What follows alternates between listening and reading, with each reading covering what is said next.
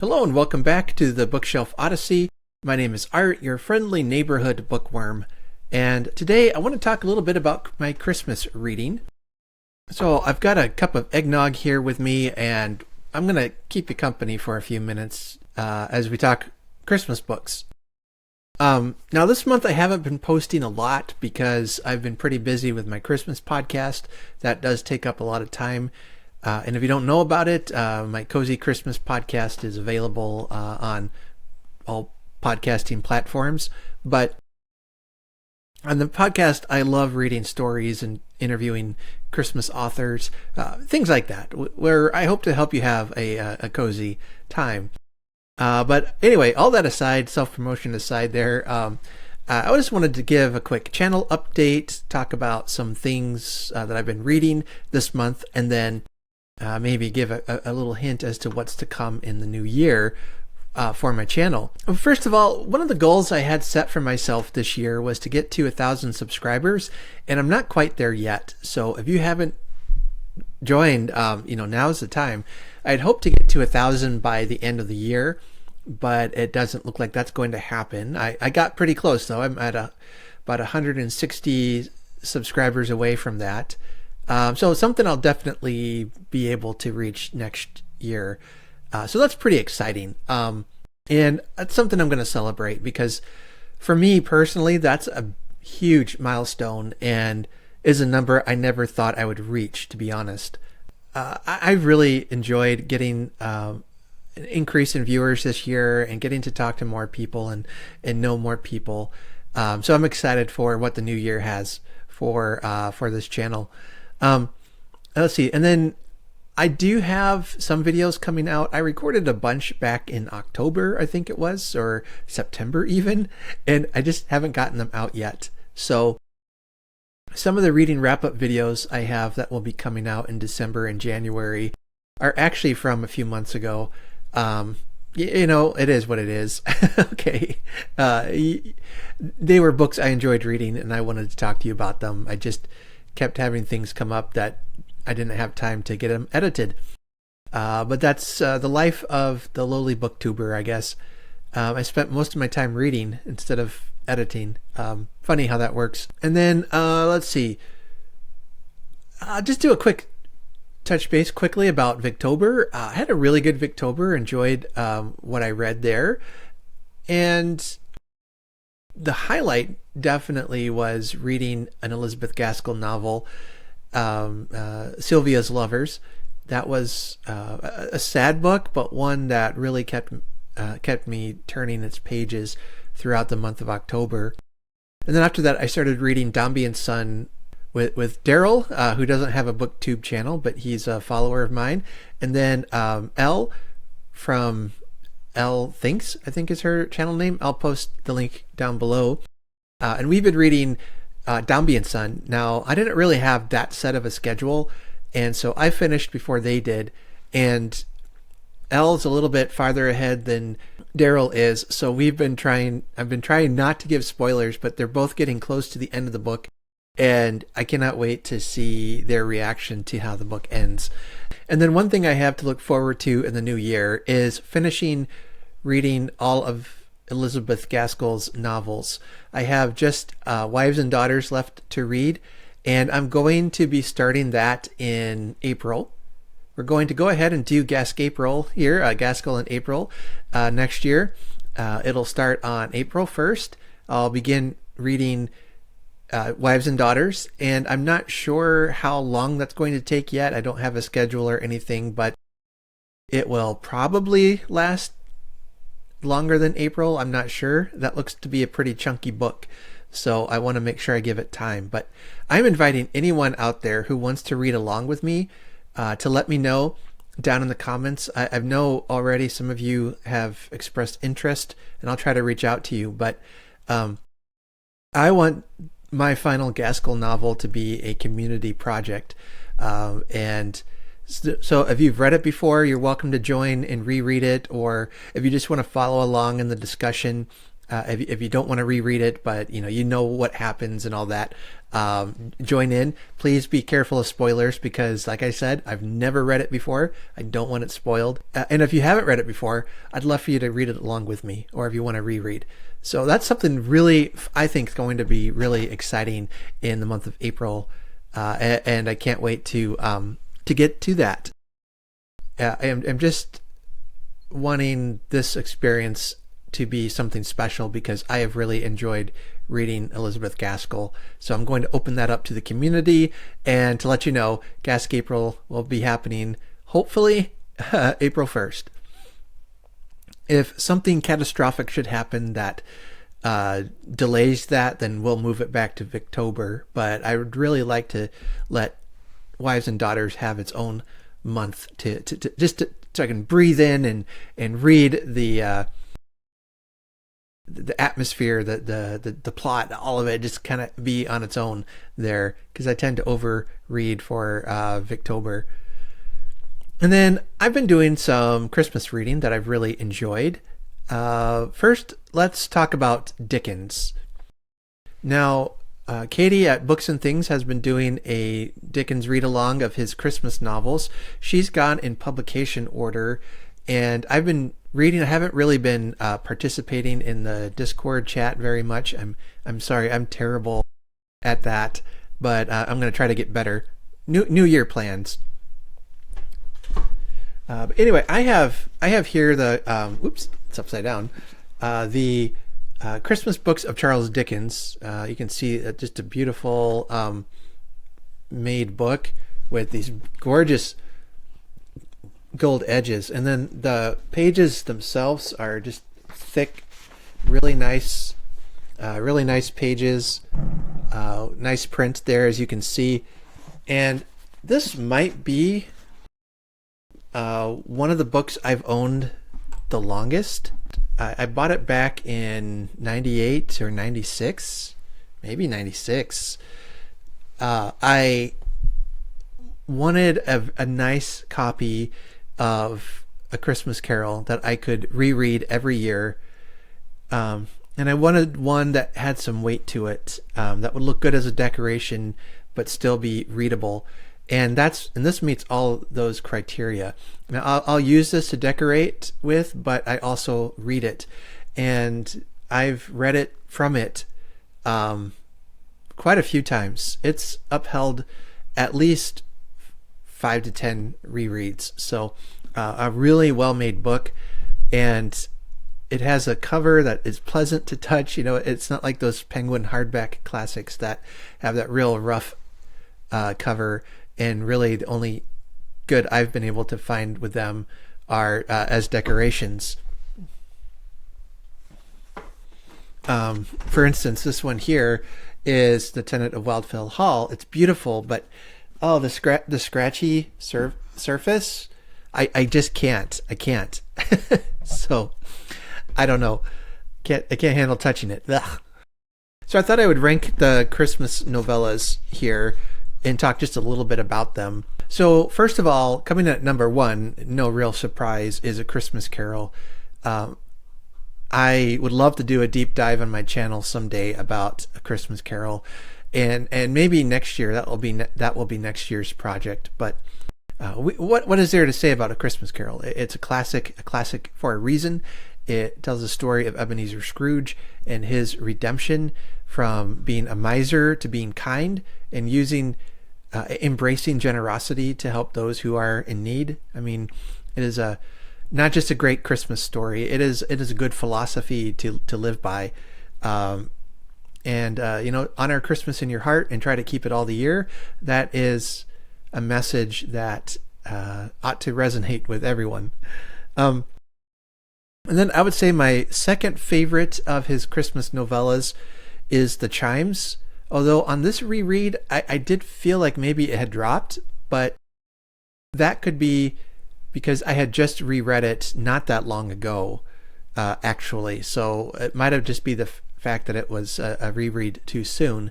The Chimes tells the story of a man named Trotty Veck. He's a poor man, and he has a vision of the future as told by these fairies or spirits that live in the church bells near where he lives.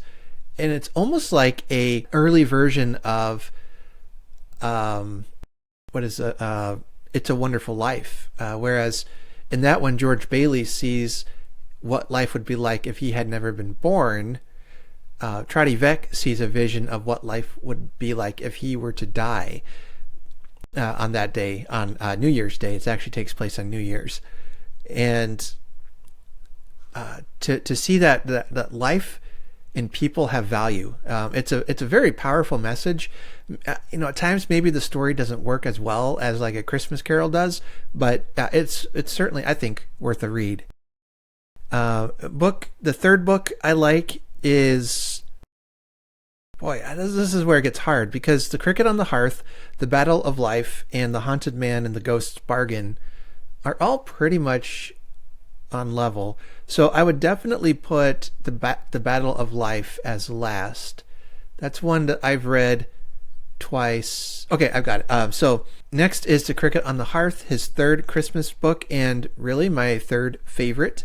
Although this one might have slipped up to number 2, as I really enjoyed its reread on this recent time. And there the story is sort of told through the point of view of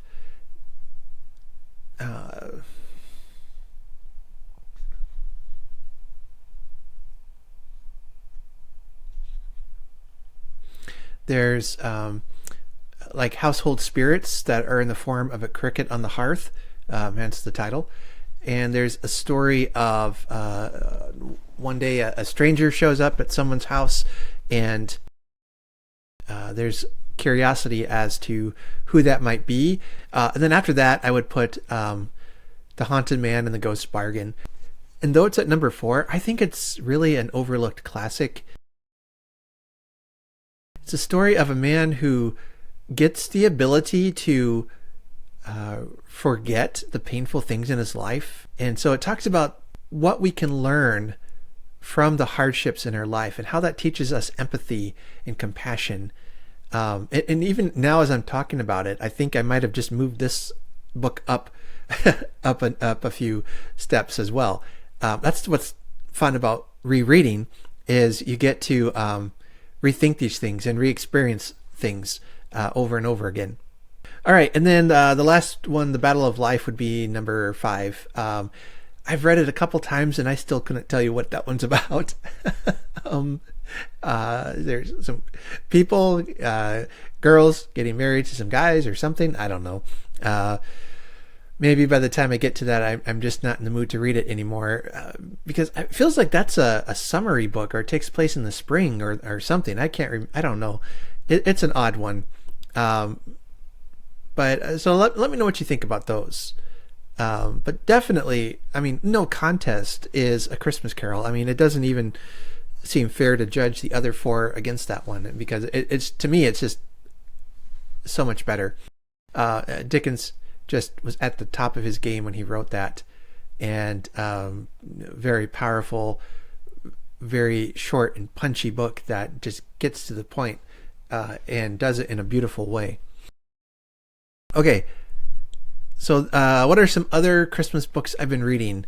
I did a reread of The Christmas Bookshop by Jenny Colgan, and that's a charming story of a lady who's kind of down on her luck and doesn't have a job, and she manages to get hired at a bookstore that is failing because the old gentleman who runs the bookshop just doesn't seem to really care about making money, which is not a good business plan. And he sells really old, antique, obscure books. I mean, it sounds like a bookshop I would love to spend time in, but it was close to being closed. So she brings in her youthful energy and creativity and really turns the bookstore around, especially by focusing on and selling Christmas books.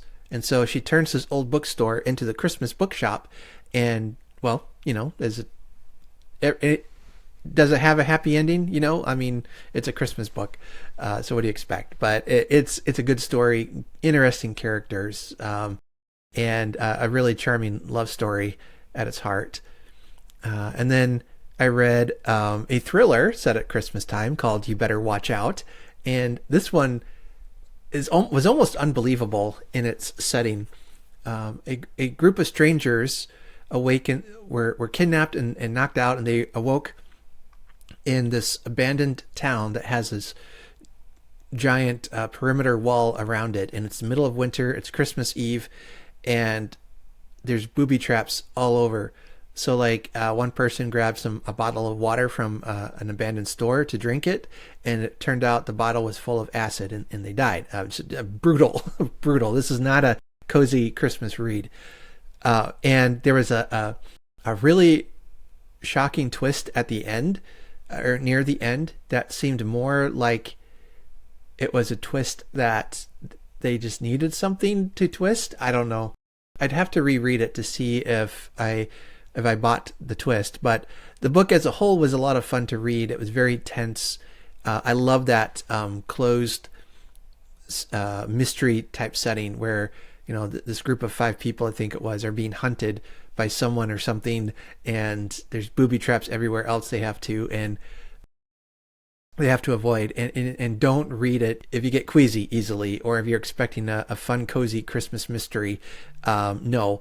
And so this is really more of a book set at Christmas time than it is necessarily about Christmas, but it was fun. It was a fun read. And then I read a book called Christmas Stories Volume 2 by Kevin Moore. I was able to interview him on my Christmas podcast, and he's written 2 volumes now of Christmas stories.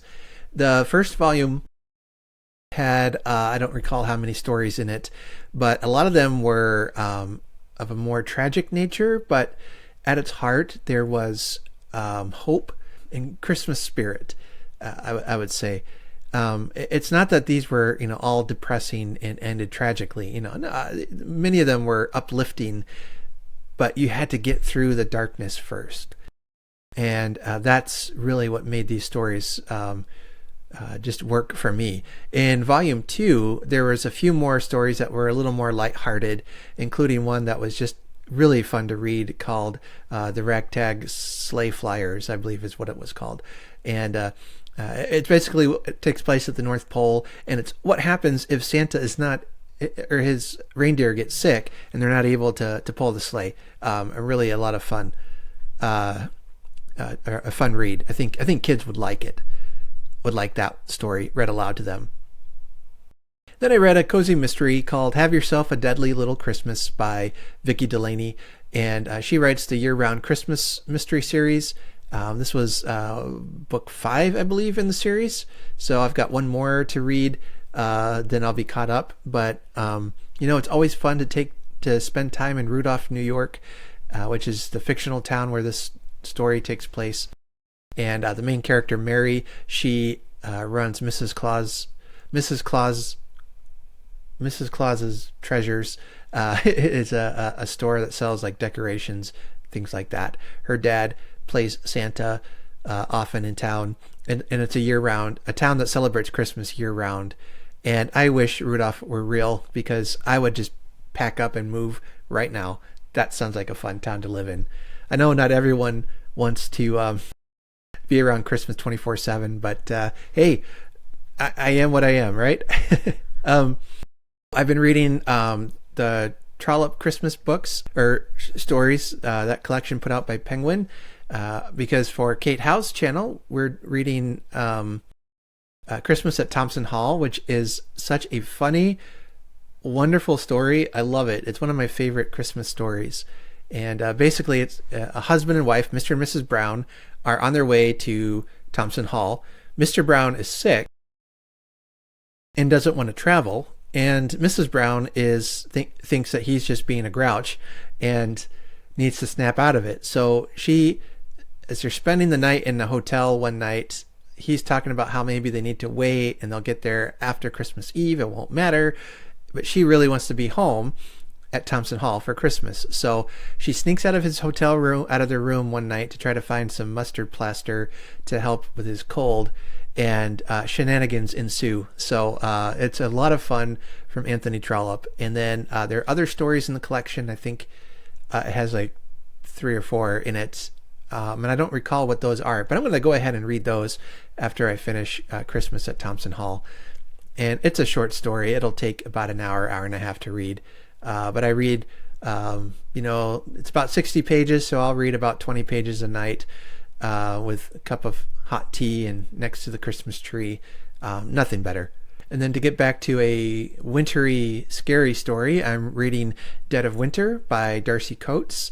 And again, it's similar to You Better Watch Out in that a group of strangers is stranded in a cabin in the middle of the woods during a blizzard, and then people start dying. And it is definitely not just a coincidence because their heads end up on a pike. So you're thinking, you don't, in case you're wondering, yes, I am swinging wildly between genres and styles here. Go from cozy to serial killer vibe, and that's just, I can't stay in just one genre and one type for too long.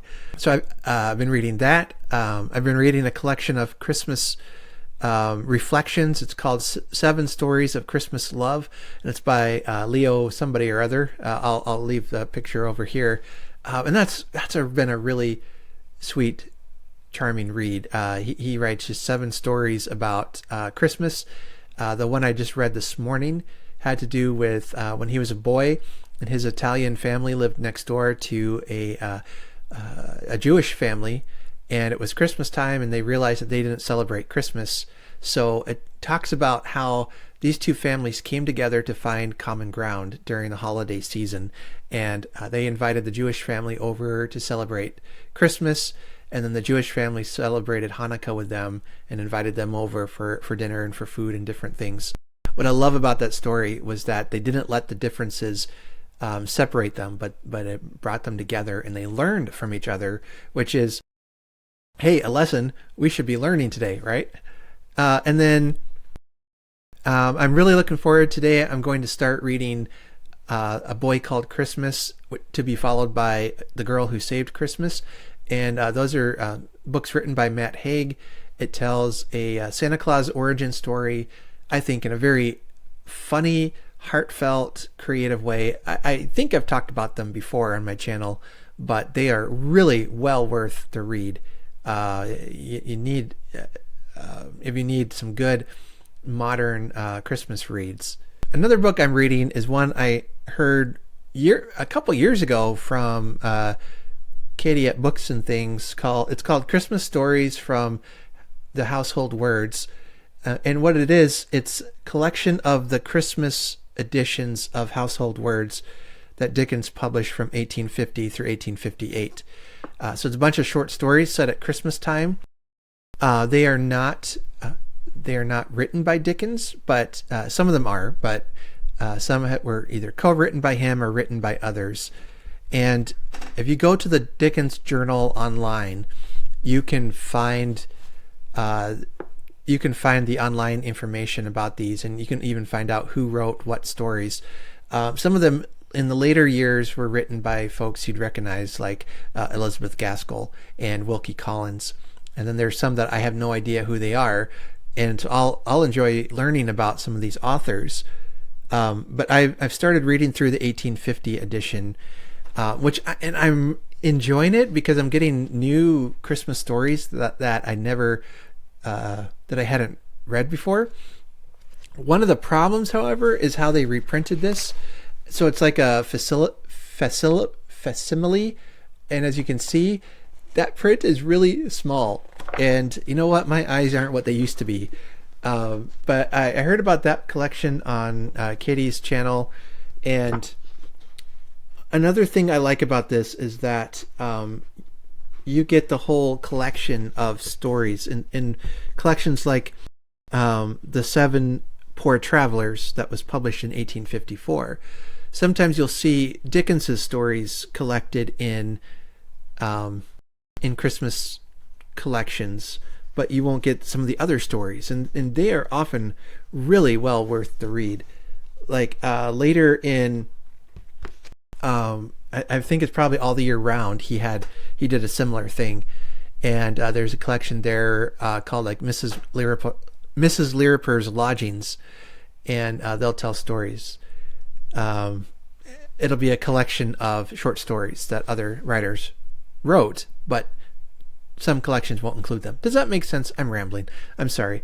Not all of those stories are Christmassy, though. Some of them are ghost stories. In fact, some of them will be just like journaling retelling. I read one today called Christmas and Lodgings, about this bachelor. He was writing about how he was alone in some lodgings he rented from a household, and how annoyed he was at all the Christmas celebrating that was going on downstairs, and he just wanted there to be quiet and be left alone, and he really became very grumpy about it, to the point where he couldn't wait to get married, and the story ends with him getting married, and the next year getting out of those lodgings in time to celebrate Christmas at home with his wife. You know, the irony, I really thought about how to take this story, because it didn't really have, I felt like it didn't have like a conversion. Like, I was expecting that, oh, he changes his mind and he goes downstairs and celebrates with his landlady and all of her friends and family, and learns the joy of Christmas. But there really wasn't any of that. And I think the point of the story could be that, almost ironic, he's missing an opportunity to celebrate Christmas and have fun now. That's what I've been reading. I will be starting my yearly read through of A Christmas Carol, probably the week before Christmas, or maybe even the week of Christmas. But it has to wait for things to calm down, to settle down, so I can really unwind and read it and enjoy the experience. So that's coming yet. I've got some other Christmas books I'm going to be reading. I will end with this. On Christmas Day, we're going to have to wait to open presents till later in the evening because my son is working. So my wife thought maybe we should open a day early, which I wasn't okay with, because I'm a grown-up child. But we compromised, and we're going to do the Jolabokaflod tradition on Christmas Day. So probably Christmas Eve night, we're going to gift each other a book, and we're going to spend Christmas morning, Christmas Day, reading a book that we choose for each other, just to try something new, because everything's going to be different, and probably is going to be different from here on out, as my oldest son is getting married next year, and my other son could be moving out soon, and my daughter's getting older. Things are changing, and it's time to make new traditions. So we're going to do Jolabokaflod, which, again, if you're not familiar with that, that's is a Scandinavian tradition of reading books and gifting books and eating chocolate on Christmas Eve or Christmas Day. I've seen kind of both things, but it's apparently a huge tradition there, and I've wanted to try that for years. So I've got a book picked out for my wife, and she's got one picked out for me, and we'll make the grand revelation on Christmas Eve night. So I'm excited about that, and then we'll have our probably a typical Christmas morning breakfast, and just enjoy the day resting and reading and waiting for my son to come home from work so we can open presents. Because, again, I'm a big kid. Sorry about that, but I am who I am. All right, that's all for today. Thanks for watching this rather long video. I thought maybe it would be a shorter one, but once I got talking, I couldn't stop. So anyway, I hope you enjoyed it. Let me know what you're reading for Christmas down below, and I'll be back with some videos from the bookshelf past, I guess, talking about some of the books I read in the last few months, as I mentioned, old recordings. But anyway, I've got that coming out. I've got some fun things planned coming up in the new year. I'm really looking forward to seeing where this channel will be next year. So hopefully we'll get over that 1,000 subscriber mark, and it'll be great. Until next time, take care, happy reading, and have a very Merry Christmas.